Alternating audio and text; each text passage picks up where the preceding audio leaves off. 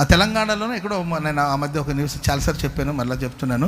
పాపం అత్తకి కరోనా వచ్చింది, కోడలు తప్పించుకునేది. కోడలు కదండి, తప్పించుకుంటుంది. అత్త కరోనా వచ్చింది, పాపం అన్నీ వండి ఆమెకు అందిస్తూ ఉంటుంది. అత్త ఒక రూమ్లో ఉండాలి, భర్త ఇక్కడ మిలిటరీలో ఎక్కడ ఉన్నట్టున్నాడు. అత్తకి ఫుడ్ అంతా అందిస్తూ ఉంటుంది. ఈ అత్త చూస్తుంది, నేనేమో కరోనాతో బాధపడుతున్నాను, ఈ పనికి మాలిదేమో బయట సోకు చేసుకుని తిరుగుతుందని ఒకరోజు బోరు అని ఏడుస్తుందంట. ఏడుస్తుంటే ఏమైంది అత్తమ్మ అంటే, హగ్మి, ఒక హగ్ ఇస్తావు అంటుంటే, అత్తమ్మ అంటే కోడలా అంటుంటే, పోతుందేమో ముసలిది పోతే మళ్ళీ భర్త వచ్చి నన్ను ఆడ ఇబ్బంది పెడుతున్నాయి.